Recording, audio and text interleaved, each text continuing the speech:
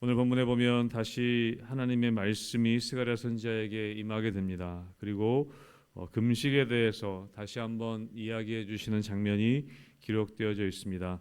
우리 그저께 본문 7장 말씀에서 70년 동안 금식했던 이스라엘 백성들, 70년 포로 생활 가운데 다섯째 달과 일곱째 달에 금식했던 이스라엘 백성들이 이제 포로에서 돌아와서 질문하게 되죠. 이 금식을 계속해야 합니까? 라고 물었을 때 하나님께서는 오히려 반문하셨습니다. 그 금식이 나를 위한 금식이었냐? 라고 반문하셨던 장면이 7장에 기록되어 있었습니다. 이스라엘 백성들은 이 70년 포로 생활 가운데 애통하며 금식을 시작했었습니다. 이스라엘이 멸망했을 때, 예루살렘이 멸망했을 때 그 애통함으로 그 금식이 시작되었던 것을 하나님께서는 기억하고 계셨습니다. 그렇게 애통으로 시작했던 금식, 그런데 오늘 8장에 와서 하나님이 회복에 대한 말씀을 하시면서 그렇게 애통으로 시작했던 그 금식이 기쁨의 잔치로 바꾸실 것이다. 그 애통의 금식이 기쁨의 잔치로 바뀌게 될 것이라고 오늘 하나님께서 회복의 말씀을 전해주고 계십니다. 이스라엘 백성들의 회복과 예루살렘의 회복, 이 회복이 금식이 변하여서 그 애통의 금식이 변하여서 기쁨의 잔치가 될 것이다. 그렇게 스가랴 선지자를 통해서 말씀해주고 계신 것이죠. 여러분 19절 말씀 우리 다시 한번 같이 읽어보도록 하겠습니다. 19절입니다. 시작. 만군의 여호와가 이같이 말하노라. 넷째 달의 금식과 다섯째 달의 금식과 일곱째 달의 금식과 열째 달의 금식이 변하여 유다 족속에게 기쁨과 즐거움과 희락의 절기들이 되리니 오직 너희는 진리와 화평을 사랑할지니라. 아멘. 아멘. 이 금식들 넷째 달, 다섯째 달, 또 일곱째 달, 열째 달, 이 금식들은 사실 예루살렘의 멸망과 관련이 있습니다. 넷째 달은 예루살렘 성벽이 무너졌던 달입니다. 그리고 다섯째 달은 예루살렘 성전이 무너졌던 달입니다. 그리고 일곱째 달은 유다의 총독이었던 그달랴라는 사람이 살해되었던 달이기도 합니다.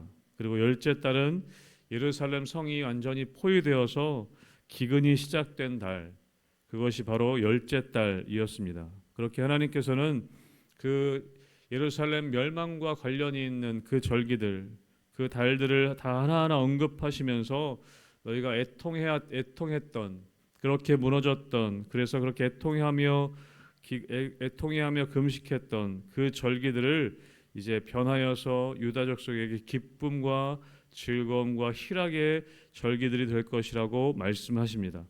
금식이 변하여 기쁨이 되게 할 것이다. 애통의 금식이 변하여 기쁨의 절기가 되게 할 것이다. 라고 그렇게 선포하셨던 것이죠. 그러면서 이제 마지막 부분에 말씀하십니다. 오직 너희는 진리와 화평을 사랑할지니라. 이제 이스라엘 백성들이 해야 할 일은 무엇이냐면 진리와 화평을 사랑하는 것이라고 말씀하고 있습니다. 여러분, 진리는 무엇이냐면 하나님과의 관계의 회복을 말합니다. 화평은 무엇이냐면 사람들과의 관계의 회복을 말합니다.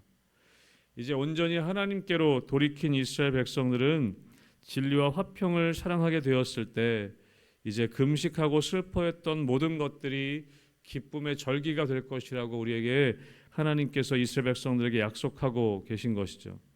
사랑하는 성도 여러분, 우리가 주님께로 온전히 돌이키기만 한다면, 우리가 주님께로 돌이켜서 우리가 진리와 화평을 사랑하는 삶을 살아간다면, 여러분 우리 인생 가운데 슬펐던 사건들이 기쁨과 아름다운 추억이 될 줄로 믿습니다. 우리 성도들과 함께 교제하고 또 신방하다 보면 그런 말씀들을 하십니다. 예전에 아팠던 경험들이 하나님을 만남을 통해서 오히려 그것들이 축복의 통로가 되었다고, 오히려 그것이 기쁨이 되었다고 고백하시는 성도님들의 간증을 들을 때가 많습니다.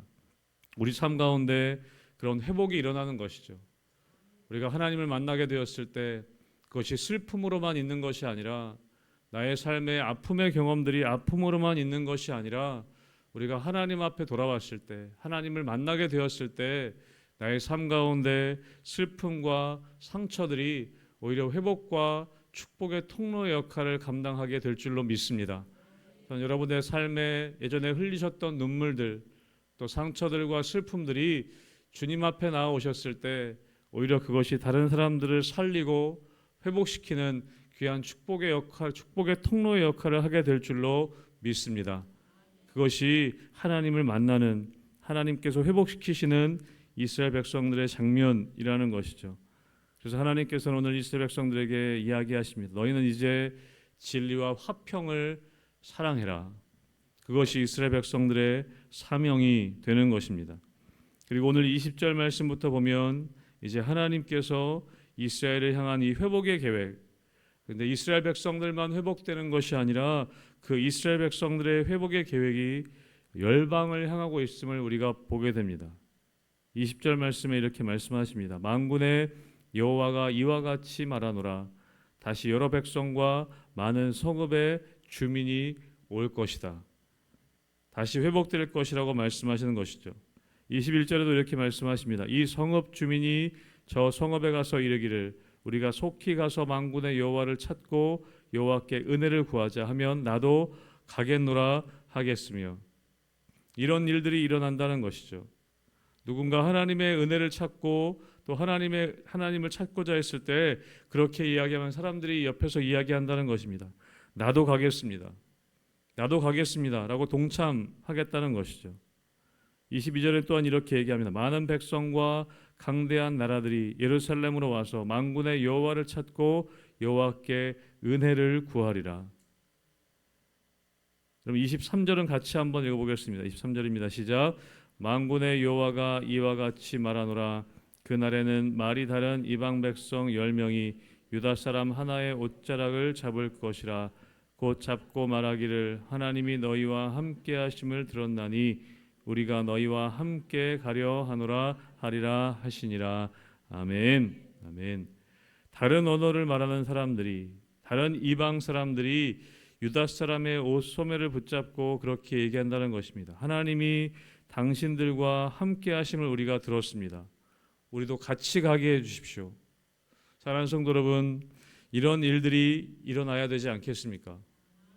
이것이 교회의 회복인 줄로 믿습니다. 여러분, 한국 교회가 우리가 손가락질 당하고 또 조롱당할 때가 많습니다.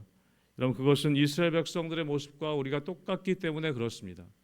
하나님께 불순종하고 진리와 화평을 사랑하지 않고 형식만 남아있는 금식, 형식만 남아있는 우리의 종교 생활 때문에 우리는 조롱당할 수도 있고 손가락질 당할 수도 있습니다.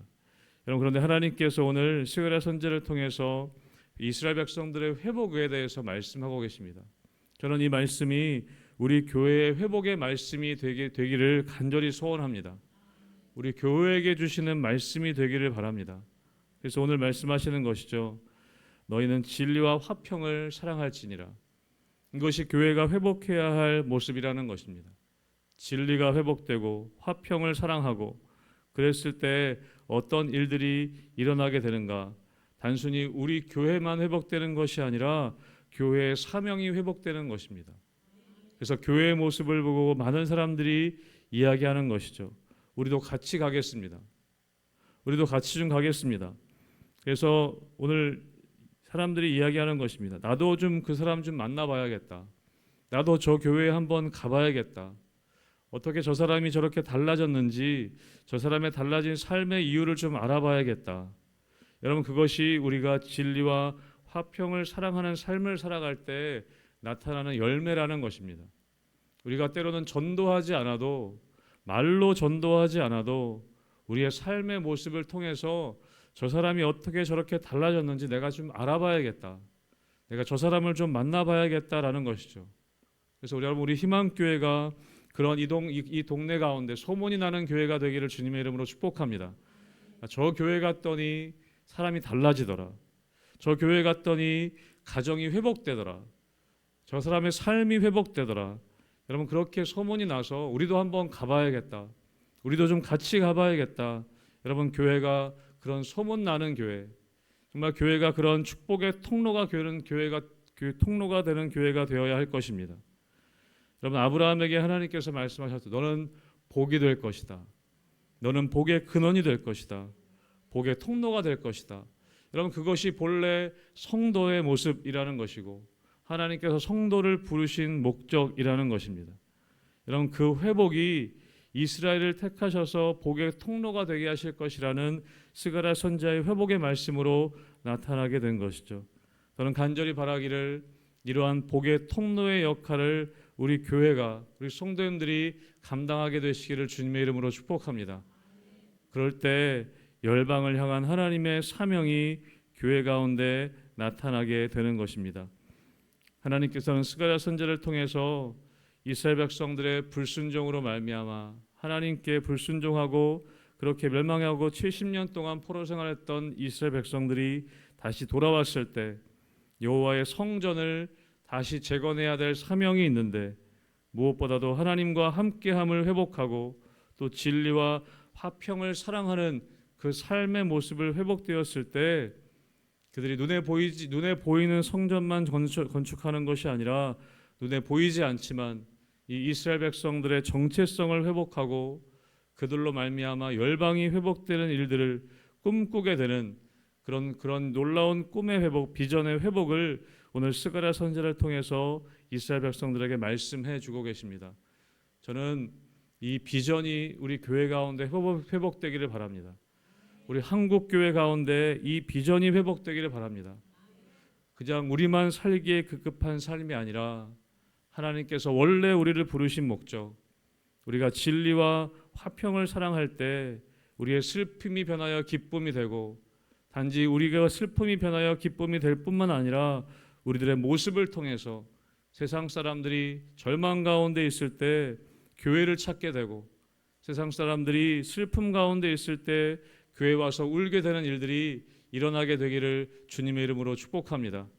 그래서 우리 교회를 통해 우리 지역뿐만 아니라 우리 이 나라와 민족이, 또 열방이 교회들로 나오는 일들이 다시 한번 일어날 수 있게 되기를 우리가 함께 기도하며 함께 소원하며 함께 바라는 우리 희망교회가 되기를 주님의 이름으로 축복합니다. 아멘. 기도